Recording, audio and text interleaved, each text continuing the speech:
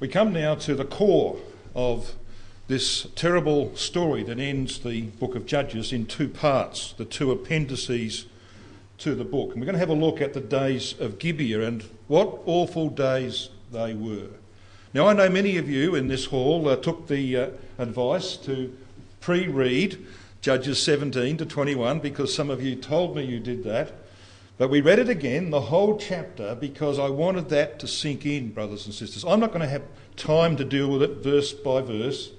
We're going to try and extract the essence of Judges 19 through 21 this evening. It would take us 3 or 4 sessions to deal with it in detail. We want to get right down to the kernel of the matter that this terrible, dreadful story about Gibeah is essentially about. And it is about covenants, promises, vows and oaths, made and broken. And we're going to see that here this evening.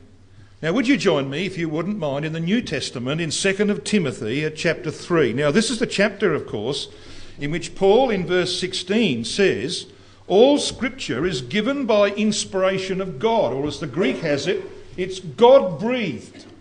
So what we have in Judges 19 to 21 is not words that you and I would necessarily want to put into the scriptures, but God did. And they are there for a purpose, because they are profitable for doctrine, for reproof, for correction, for instruction in righteousness, that the man of God may be complete, thoroughly furnished unto all good works. So if you're here with me in 2 Timothy 3, we want to have a look at the first few verses of this chapter. Because the Apostle Paul makes the point, as Rotherham's translation has it, but of this be taking note, says Rotherham, that in the last days there will set in perilous times.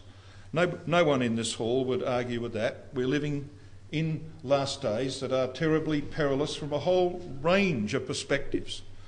So we are in these times, and we can see it all around us. So this word perilous actually means hard to bear, troublesome, dangerous. And then he goes on to talk about the characteristics of the times. For men shall be lovers of their own selves. In other words, man comes before God. That's the spirit of humanism, isn't it? Man before God. Men shall be lovers of their own selves, covetous, boasters, proud, blasphemers, disobedient to parents, unthankful, unholy. And of course, brothers and sisters, unthankfulness or ingratitude is one of the worst things, is it not? If you've raised children, the one thing that you don't like in your children is ingratitude, unthankfulness for the sacrifices that have been made for them by their parents. And one of the things that we as adults, brothers and sisters, have to develop in the truth is an attitude like the Apostle Paul, where he committed his whole life in service to Christ because God turned him around. And in gratitude, he served his God for the rest of his days. We don't see much gratitude in the world today, do we? And that's a failing characteristic of our times. But there's something perhaps even worse. In verse 3, Paul says this, without natural affection, which is almost beyond understanding, the things that we're seeing today, truce breakers. Truce breakers. Well, what does he mean by truce breakers? The Greek word aspondos means without a treaty or covenant. Now, this is why I'm here. This is the dominant theme of Gibeah of Saul. It's about covenant making and breaking.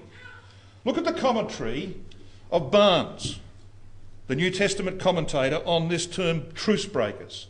2 Timothy 3 verse 3, he says, the same word in Romans 1:31 is rendered implacable. It properly means without treaty. That is, those who are averse to any treaty or compact. It may thus refer to those who are unwilling to be reconciled to others when there is a variance, that is implacable, or those who disregard treaties or agreements. In either case, he comments, this marks a very corrupt condition of society. Nothing would be more indicative of the lowest state of degradation than that in which all compacts and agreements were utterly disregarded. Well, we're seeing a world where that happens. You know, there was a time when, for example, in Texas, and I go there quite frequently, in Texas, back in the 1950s, oil barons would walk up to each other and they would be agreeing to spend millions of dollars on developments, and there were no written agreements. There was just a handshake, and they would shake on a deal worth millions of dollars. No one ever let the other person down. You just didn't do it. It was dishonourable not to follow through with the handshake of commitment. Today they have mountains of paper this high and employ squillions of lawyers to make a simple deal. True? The world has changed, brothers and sisters. We're living in the time of truce breakers, non-covenant keepers, promise breakers, people who make commitments and who don't follow them through. That's the world we're living in. And of course, the brotherhood's always been a few steps behind the world. We need to remember that. We're seeing the same kind of thing creeping into our community. Paul said it would. We're in the perilous last days. He goes on to talk about false accusers, those who are incontinent or without self-control, those who are fierce, those who are despisers of those who are good. And of course, verse 4, he talks about traitors, surrendering another to the enemy, and we're going to see all of these things when we come to have a look at what happens in Judges chapter 20. They're heady, they're high-minded, they're lovers of pleasures more than lovers of God. Now, all I really wanted out of this section was that matter of truce breakers, but many of those things that Paul mentions are going to be seen in our studies. So what are the aims of this study? What are we really aiming at, brothers and sisters, in this series on Gibeah of Saul? Well, we're going to encounter, as I just said, we will encounter many of these latter-day characteristics here at Gibeah. The Lord encountered the same behaviour in his own time, and it led, of course, ultimately to his crucifixion. The first century ecclesia endured it as the end of Judah's commonwealth approached. We need to understand the issues of Gibeah if we have any hope to survive in these latter-day perilous times. You know, there's one thing I tried to get through to my children, amongst many other things. It was this: basic honesty. And you know, Christ makes the same point in Luke chapter 16. He talks about if you are honest in the simple things of everyday life, then you're probably going to be honest in the things that really matter, the big things. You know, and that is something we've got to get through to our children. Fundamental, basic honesty. Honesty before God and honesty with each other. And when you make commitments and don't keep them, that's not honesty or integrity. And that's what this is all about, as we're going to see this evening. So let's just remind ourselves then of the structure of the book of Judges that we considered last evening. And we spent some time last evening, brothers and sisters, establishing that these two stories are linked. They're linked by the events of Gibeah, and the link really is about covenants. Because when Micah created his gods, and they were taken away and installed in Dan in the north by the tribe of Dan, or at least the 600 men of Dan, who went up to the city of Laish, when they did that, they broke Yahweh's covenant that he had made with his people under Moses. So let's have a look at this story. I want you to step back with me, if you would, to Judges chapter 19 just briefly. Now, I said last night that I wasn't going to be reading much out of Judges 19. And that's probably quite acceptable with most of you, because the details as you get towards the end of the chapter are pretty grubby, aren't they? They're pretty awful. And we don't want to necessarily focus on that kind of stuff. But let's just start at the beginning of Judges chapter 19 and just pick up very briefly some of the issues here. Who have we got here? In verse 1 of Judges 19, it came to pass in those days when there was no king in Israel that there was a certain Levite sojourning on the side of Mount Ephraim. Now, the previous story is about a Levite, a footloose Levite, the grandson of Moses. We've got another Levite here. So both stories are revolving around Levites, and that's very important. I'll come to that in a minute. But just read on in verse 1. A certain Levite sojourned on the side of Mount Ephraim who took to him a concubine out of Bethlehem, Judah. Now that word concubine is quite often used, of course, in Scripture. That word concubine is quite interesting in the Hebrew. When you look it up, it's the word pilegesh. It means a concubine. Well, you say, well, thank you very much. It means a concubine. When you look at the root of the word, the root idea of this word concubine is actually about softness and pleasure. You know what a concubine was, brothers and sisters? The word concubine is never used of a wife. You know why it's not used of a wife? Well, because there was no marriage vow made. A concubine was a soft toy, a teddy bear. Do I need to say any more? It was the teddy bear. She was there for one purpose alone. Speaks for itself, doesn't it? No marriage vow. Now you might say, well, why are you emphasising that? Well, wait. Because when we get to our fifth study on Saturday, God willing, you're going to see where all of this ends up in the misery that came upon Israel because Saul broke a vow that had been made 500 years before his time. And he had a concubine who did something quite remarkable. He'd never made a vow to her, but she acted as though she had a vow to him. It's a very interesting story. So what about the Levites involved here? Why have we got two Levites? One in the previous story, one in this story. Well, I believe it's for this reason. Phinehas, we know from our reading tonight, was the high priest at the time of this incident at Gibeah. And Yahweh had a covenant of salt, both with Levi and with Phinehas. Now you know the record pretty well. I don't need to take you to these passages, do I? In Numbers chapter 18, verse 19, God talks about his covenant of salt with Levi, which involved a tithe from Israel. Now keep this in mind. We're going to see a tithe taken out of Israel because of what happens here at Gibeah. So this covenant of salt given to Levi had a tithe involved.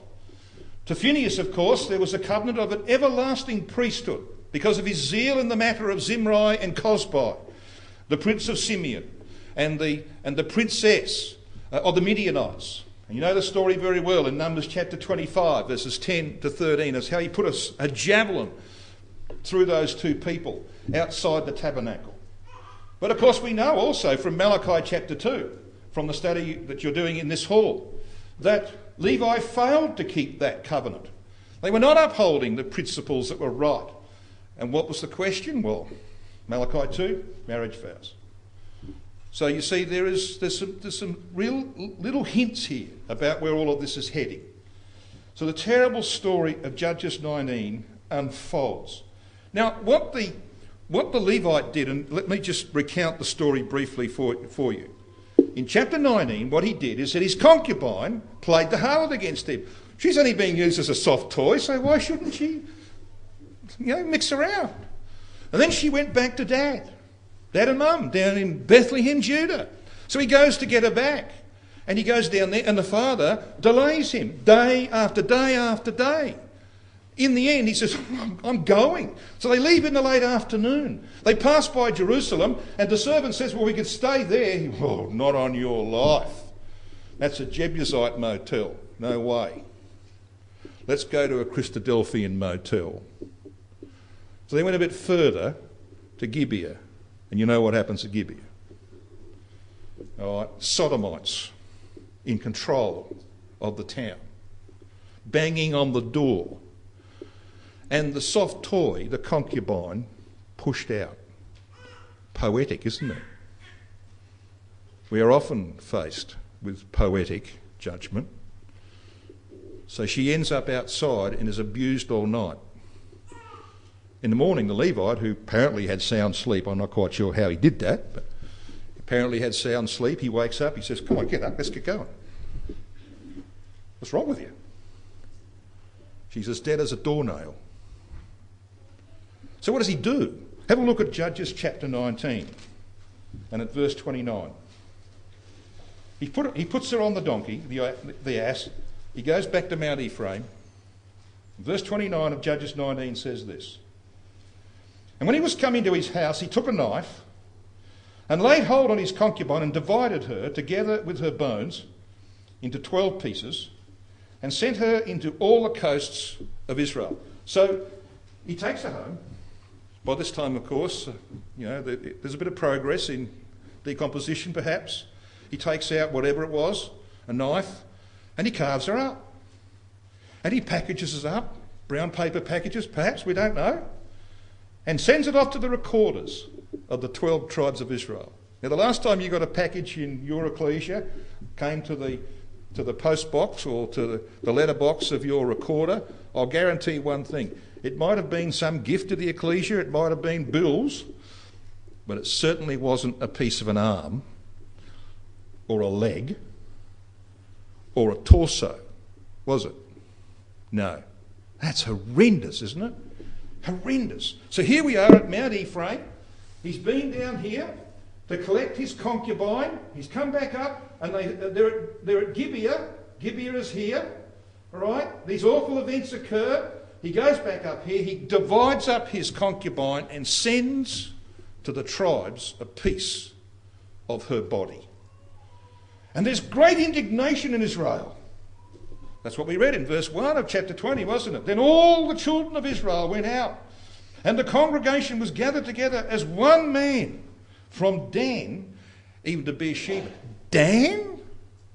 You know, when you use the phrase Dan to Beersheba, what do you mean by that? Well, you mean the whole land, from north to south. Occasionally it's Beersheba to Dan, but it's normally Dan to Beersheba. Dan's been there for 5 minutes. I mean, it's created in Judges 18. How old is it? Not very old at all. And they come from Dan to Beersheba. And Dan is the heart of the first great apostasy in Israel, where Yahweh's covenant is broken. We saw last night what should have been done over the problem that was occurring in Dan. So the entire brotherhood is involved. And they are gathered for inspection. You see there at the end of verse 1 of Judges 20. They came unto Yahweh to Mizpah. And Mizpah, of course, signifies an observatory. They're gathering together, they're going to observe and take counsel as to what to do about this problem that's occurred in Gibeah of Benjamin. And the end result is this, brothers and sisters, 40,000.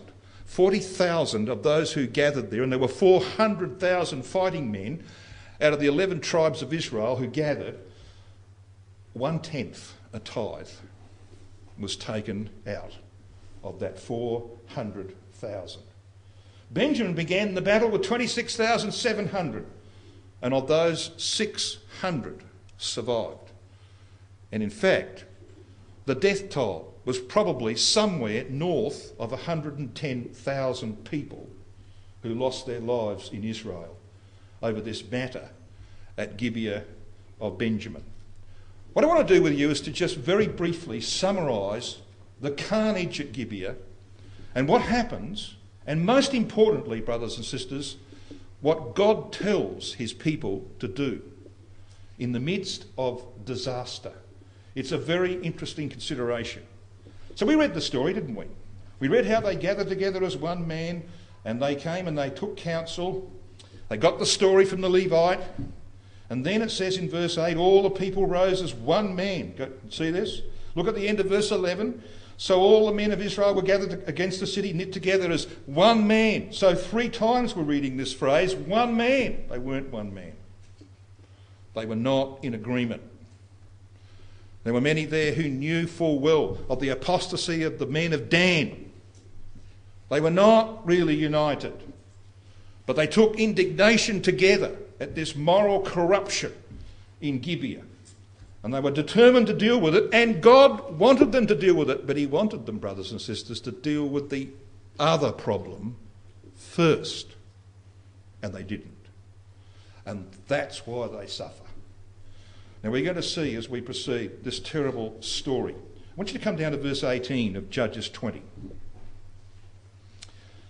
And the children of Israel arose and went up to the house of God.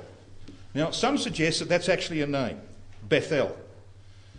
Maybe that's true. They went up to Bethel and they asked counsel of God and said, which of us shall go up first to the battle against the children of Benjamin? And Yahweh said, as he did, of course, in Judges chapter 1, Judah first.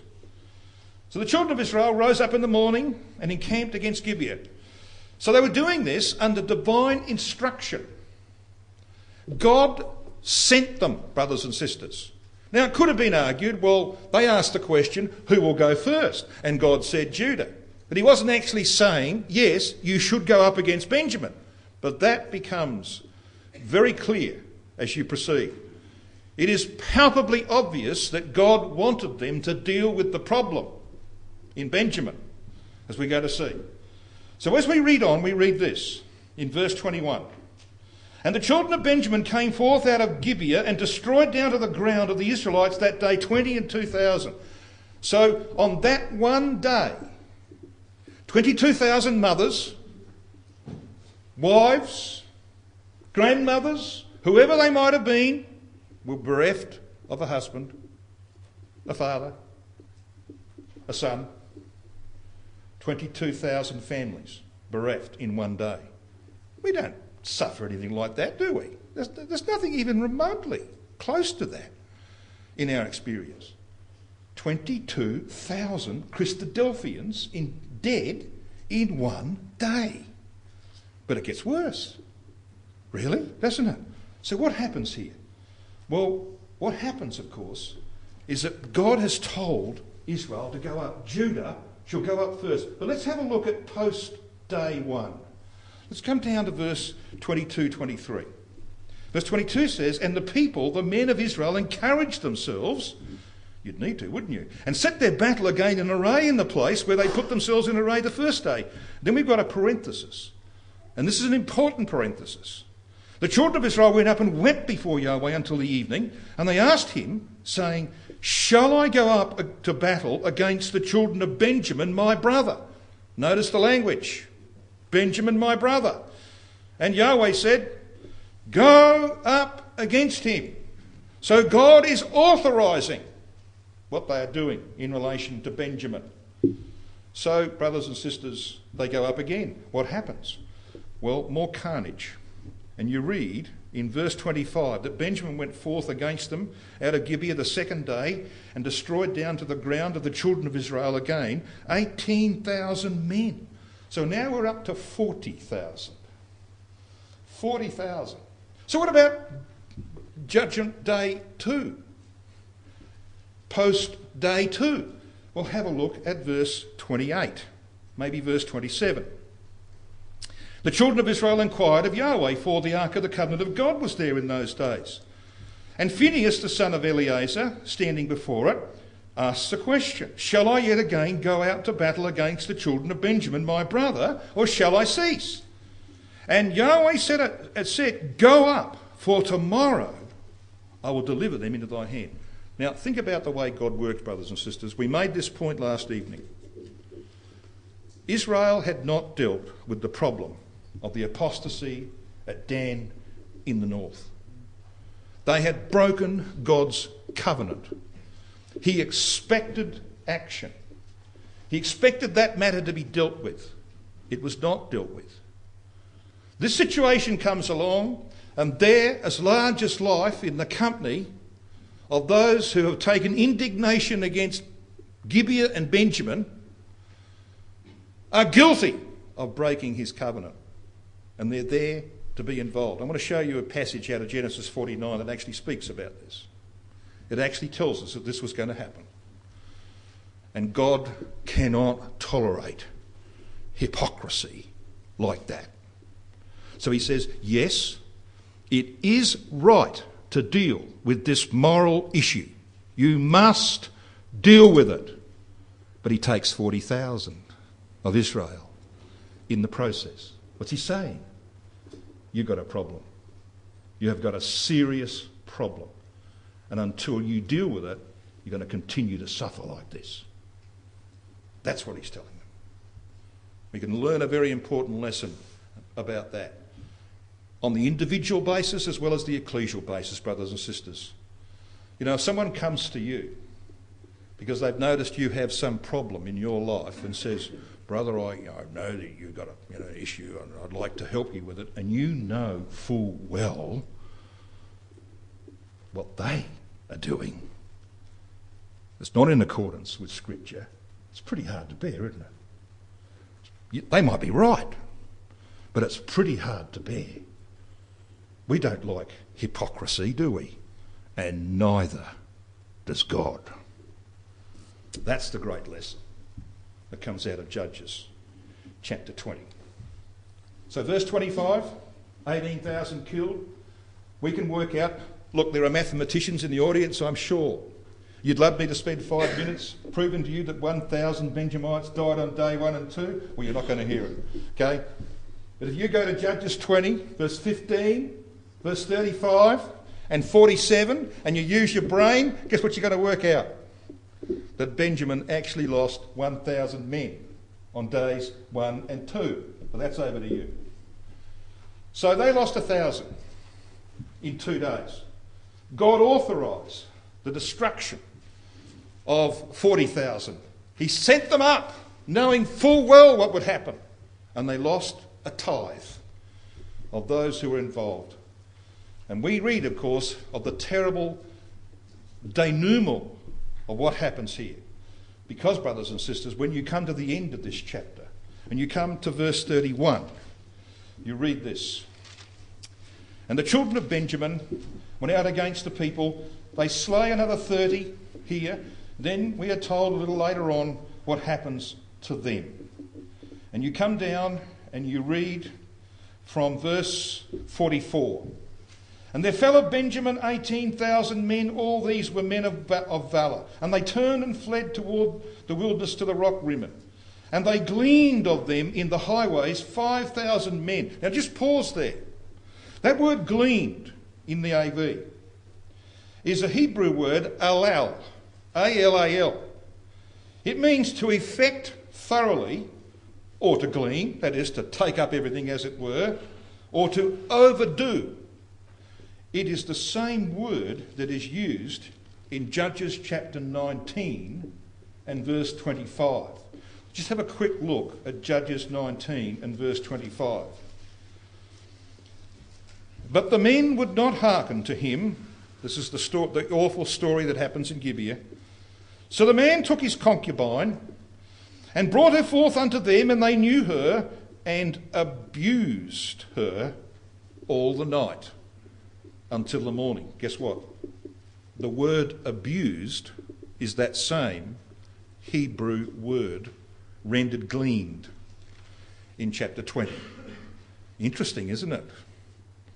So here were the men of Gibeah gleaning, as it were, overdoing the abuse of this poor concubine. So when their turn comes, brothers and sisters, guess what's happened to them? Israel glean thoroughly. They abuse their opportunity. You know what they do? They wipe out the whole tribe of Benjamin, except for 600 males. I mean, think that's hideous. It's hideous. But that's what happens. Come back to the end of chapter 20. We read this in verse 48. And the men of Israel turned again upon the children of Benjamin. So you've got the 600 on the rock Rimmon. They're relatively safe. And they smote them with the edge of the sword, it says in verse 48. As well the men of every city as the beast, and all that came to hand. Also they set on fire all the cities that they came to. They killed every living thing. Men, old women, children, beasts. They wiped them all out. So why this slaughter? We pointed it out, haven't we? Among the tribes assembled for this dreadful event was Dan. And in Genesis 49 and verse 16 you read this. This is in the prophecy of Jacob, remember? He doesn't say too much about Dan, does he? But he says this. Dan shall judge his people as one of the tribes of Israel. It's a prophecy of Judges chapter 20. And it comes to pass with devastating consequences. And Judges 20 verse 1, they were there, one man. From where? First name? Dan. Yeah. 600 Danites took Moses' grandson to Laish to set up their apostasy. And Israel's hypocrisy is now punished by their God. His covenant had already been broken, as we saw last evening, Deuteronomy 4:23. Now he brings punishment to bear. In Judges 20 verse 15, Benjamin had mustered 26,700 fighting men, 1,000 destroyed on days 1 and 2, along with the 40,000 of Israel plus the 30, the tithe of the 400,000 who had gathered. But Benjamin was left with 25,700. I want to show you something extremely fascinating here, brothers and sisters, because firstly we've got this matter of the tithe, the tenth. Let me ask you this question. Where does tithing first appear in Scripture? Well, I want to show you. Come back to Genesis chapter 14.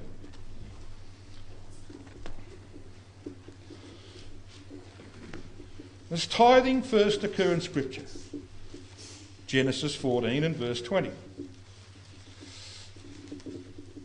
Now this, of course, is where Abraham is before the king of Sodom, and more importantly, before Melchizedek, before whom he makes a what? A solemn vow. Interesting, isn't it? Have a look at Genesis chapter 14, and let's pick up the record at verse 20. And blessed be the Most High God, which hath delivered thine enemies into thy hand. So here we have got Abraham standing before Melchizedek. Now Paul comments on this in Hebrews 7, doesn't he? In verse 4. And he says that because Abraham paid tithes to Melchizedek, that meant that Melchizedek was greater than Abraham. True, isn't it? You don't pay tithes to someone of lesser importance to yourself. You paid tithes to someone greater. So here is Abraham paying tithes. So what does Abraham do? Well, have a look at verse 22. And Abraham said to the king of Sodom, I have lifted up mine hand unto Yahweh, the Most High God, the possessor of heaven and earth, that I will not take from a thread, even to a shoe latchet, and that I will not take anything that is thine, lest thou shouldest say, I've made Abraham rich. So what Abraham does, brothers and sisters, is to make a solemn vow before his God just after he's paid a tithe. Isn't that interesting? So where's the second place in the Bible that speaks about a tithe? Well, it tells you on the screen, doesn't it? Genesis 28. So come to Genesis chapter 28.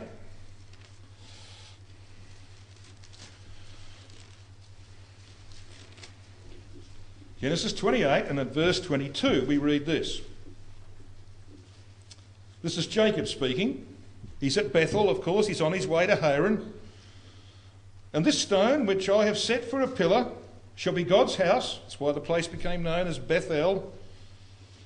And of all that thou shalt give me, I will surely give the tenth unto thee as a tithe. So why have we got a tithe here? Well, it's there because of verse 20. Because verse 20 says, and Jacob vowed a vow, saying, and he doesn't say, brothers and sisters, if God. That's not a good translation. It should actually read, seeing God is with me. He was absolutely confident that God was with him. That's why he makes the vow, and that's why he pays the tithe. See the point of this? So we've got tithes and vows locked together on the first two occasions that you read about tithes in the Scripture. I don't think that's accidental. It's very clearly an intention there by our God. And that's what we're reading about here. We've got broken covenants, 400,000 men. He says, right. And he takes out a tithe. 40,000 of the 400,000 because his covenant was broken. There's poetic judgment for hypocrisy, brothers and sisters. I want you to show you something that's really, really fascinating about the numbers here. Now, don't start me on that. My wife calls me Brother Numerics, which is, of course, entirely inappropriate. But anyway, I want to show you something about numbers in this section of Scripture.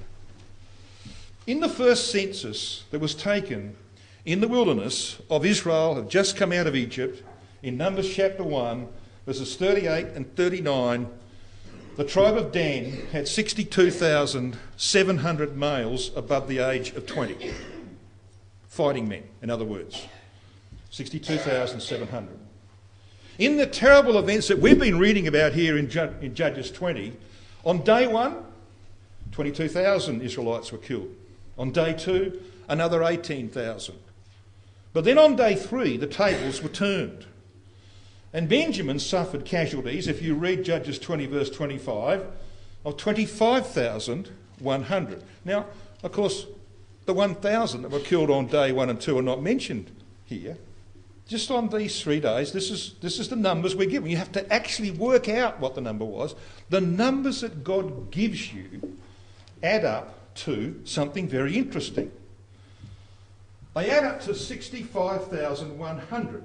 Now you can take off of that 65,100 the 700 men of Gibeah who should have been killed. You know why they should have been killed? Well, because amongst the 700 were the perpetrators of the crime that brought about the death of the Levite's concubine. Now, we don't know how many there were. There might have been 5. There might have been 10. There might have been 100. We don't know. We're not told the number of the men who abused her all night. One thing we do know is she died at the end of it. But it doesn't matter. Because you see, whether the number was 10 or 100, the other 600 men of Benjamin stood behind them and said, "Not a problem.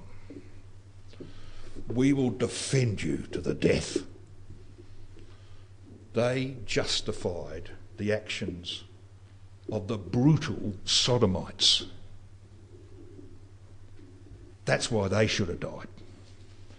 So how about we take them off? How about we take off the 700? It brings us back to the number of the men who shouldn't have died on this day. 64,400. Right? You with me thus far? Good. When the second census was taken at the end of the wilderness wanderings and they were about to cross over into the land, the tribe of Dan had 64,400. Isn't that interesting? You reckon that's accidental? No. It's telling us, brothers and sisters, something very important. That we are often punished poetically. And that's how God works very often, isn't it? Poetic justice is dealt out. And why shouldn't it be that way? Certainly is that way here. But there, of course, were 600 survivors. In Judges 18, verse 11, it was 600 men who went from Dan to the north to establish the apostasy. Benjamin, as a tribe, is totally wiped out, except for 600 to make a new start. So God makes provision for a new beginning when he's brought about poetic justice. That's the story in a nutshell, is it not? Now let me just divert you. How's your mind going? You handling that okay? Let me just divert you for a second to another aspect of this subject. I want to have a look at Laish, because Laish was the town that the Danites captured and called Dan. And it was from there they came down to join as one man. So Laish is relatively important. Laish signifies lion. Its first occurrence happens to be in Judges chapter 18, verse 7. And there are 4 occurrences in that chapter. It's renamed Dan. But Laish, as a name, occurs 7 times in the Old Testament. 7 is the number of covenant, amongst other things. Got it? Right. Follow me. Judges 18, verses 27 to 31. This place becomes the centre of the first idolatrous apostasy in Israel until the ark of the, as it should read, in Judges 20, until the ark of the covenant was taken. Yes. I want you to come to 1 Samuel chapter 25, brothers and sisters.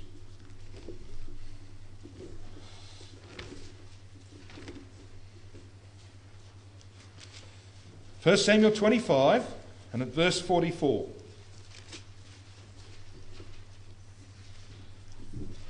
Now we don't need to say much more than what this verse says. We know the story. We know that Saul promised that whoever killed Goliath would be given Merab, his oldest daughter, to wife. True? So David kills Goliath. Did David marry Merab? No. He married Michal. Merab was given to someone else. So who was she given to? 1 Samuel 25 verse 44 says, "But Saul had given Michal, his daughter, David's wife, to Phalti, the son of Laish, which was of Galim." So what happened was that David didn't get Merab, he was given Michal, and then Michal is given to another man when David flees from Saul. Two covenants broken. And she's given to who? Phalti, the son of Laish. Laish? Yeah. Got a bit of a feel for that? Come to Isaiah chapter 10.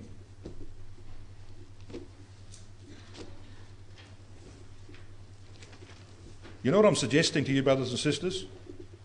Every time you read about Laish, it's about covenants being broken. Every time. Isaiah 10 and verse 30.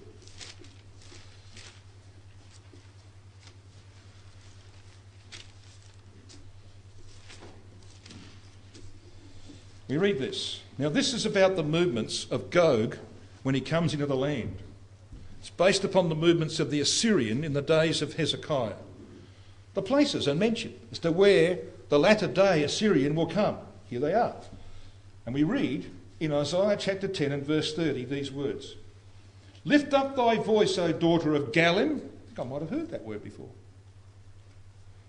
"Daughter of Galim, cause it to be heard unto Laish.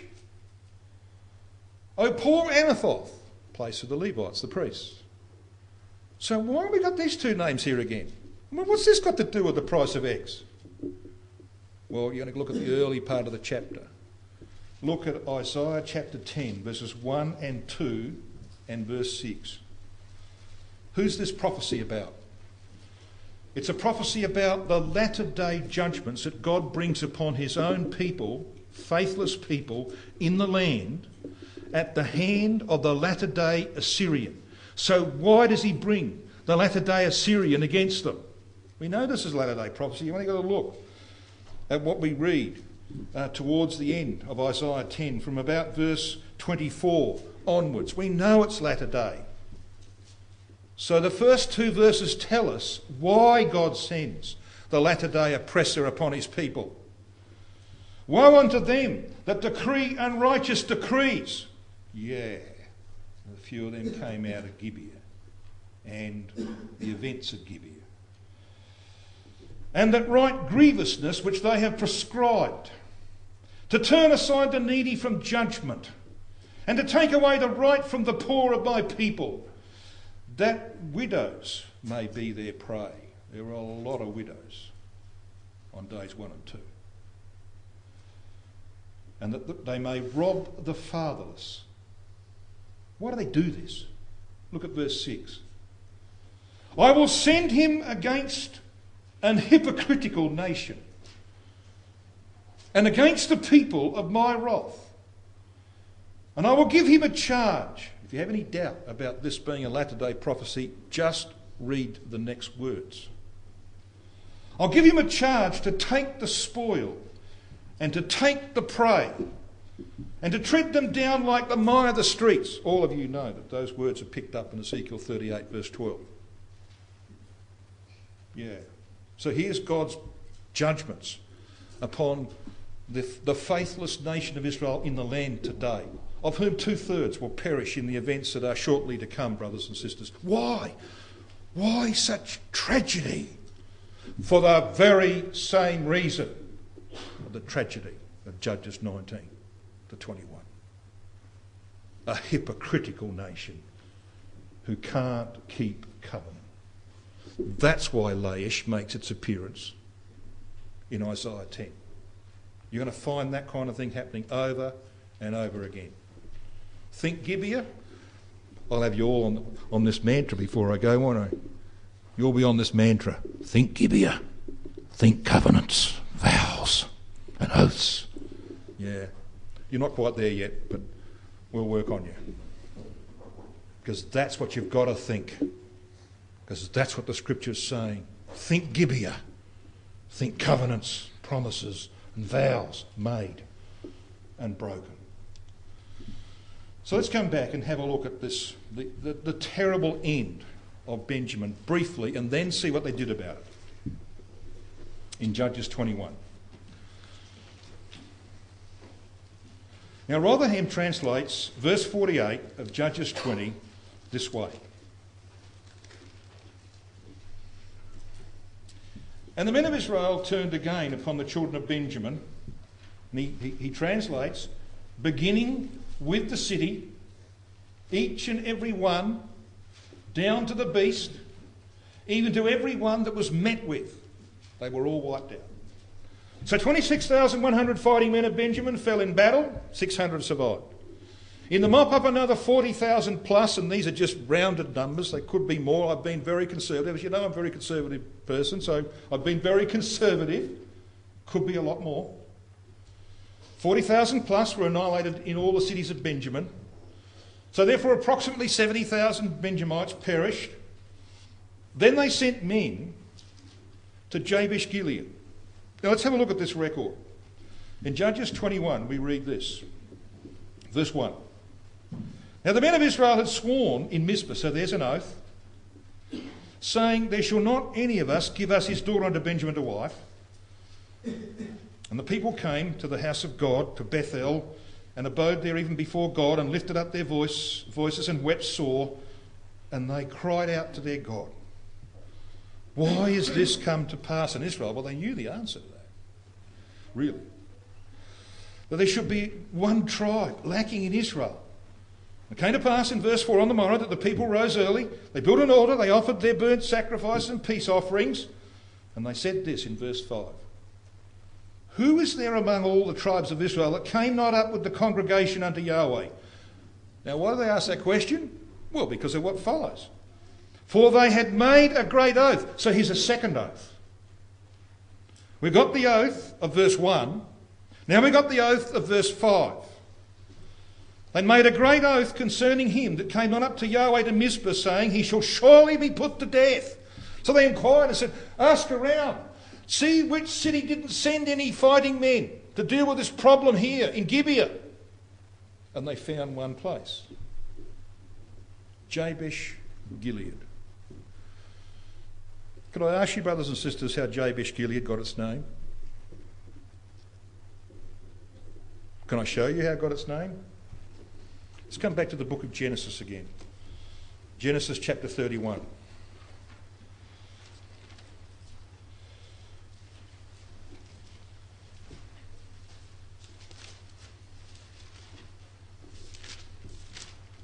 We had another earthquake or something?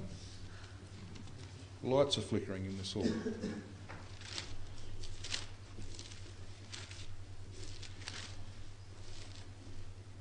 In Genesis chapter 31, when Jacob is stolen away from the house of Laban, and Laban pursues him because Rachel's stolen the teraphim, the title deeds to his property, and they come to a place, it's named, isn't it? It's named. Verse 44.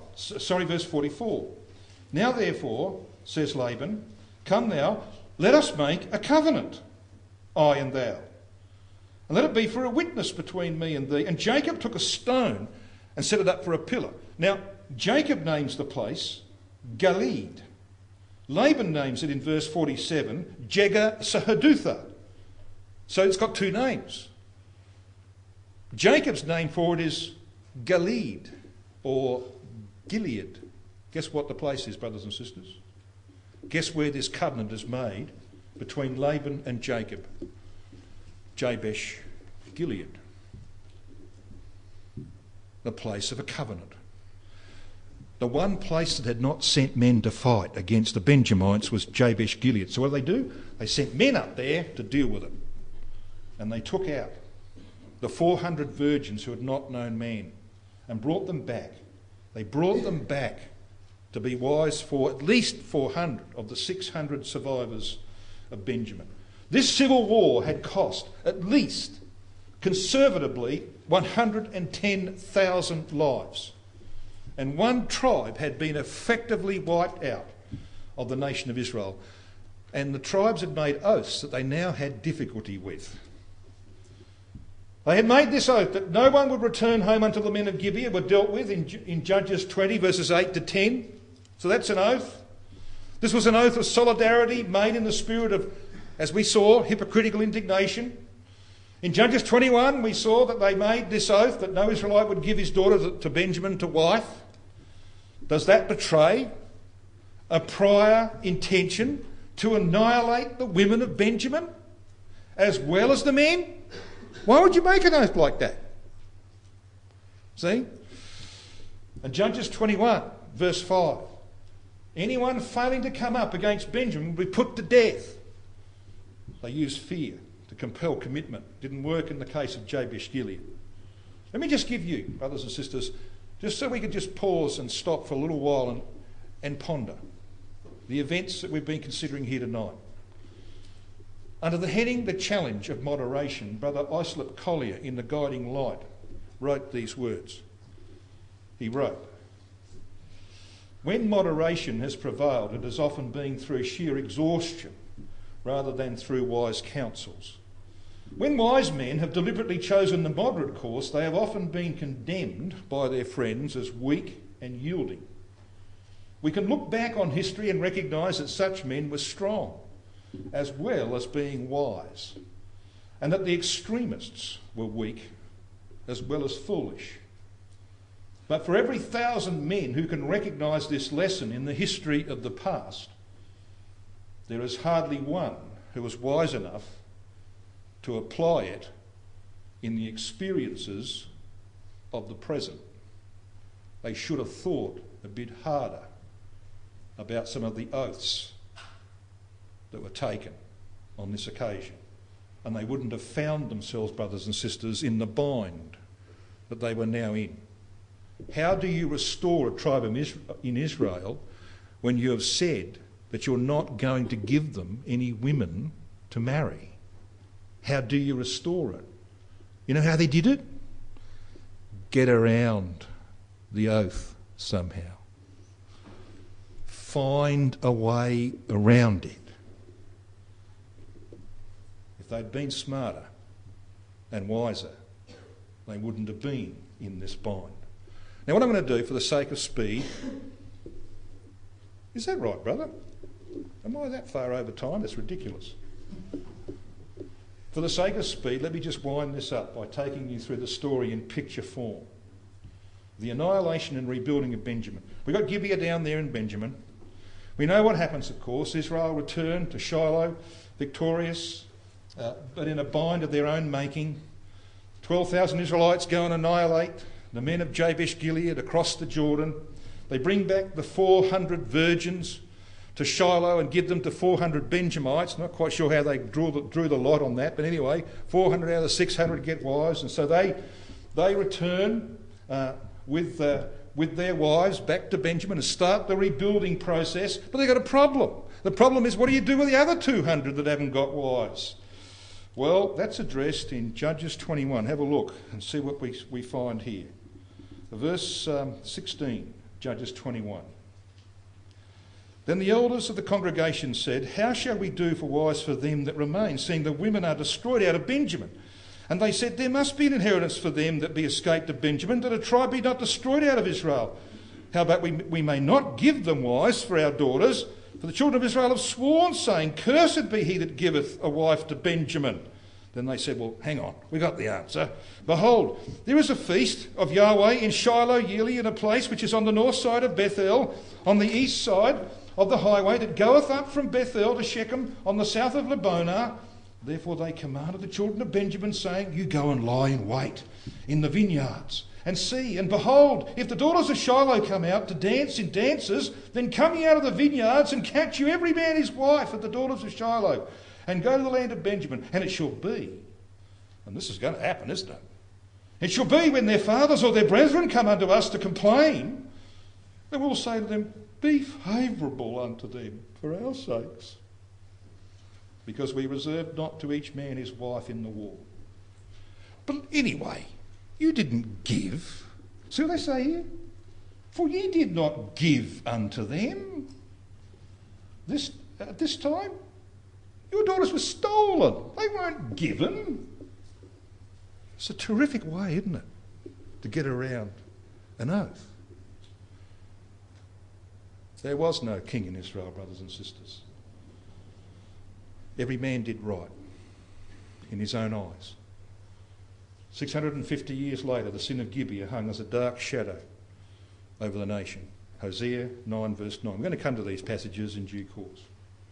In Hosea 10 verse 9 we read, O Israel, thou hast sinned from the days of Gibeah. There they stood. The battle in Gibeah against the children of iniquity did not overtake them. Rotherham translates it, there came they to a stand. The battle against the sons of perversity touched them not in Gibeah. The word overtake here means to reach. In other words, the disaster of Gibeah did not affect Israel for the better in their history. They did not learn the lesson of Gibeah. So what's the theme of the book of Hosea? We'll come to it. I think you know. Covenants made, brothers and sisters, some of them broken. That's the theme of Hosea. And the consequences of no king in Israel is that there was no one who could stand up for Yahweh in this matter. Hypocrisy completely blinded them to the terms and certainties of his covenant.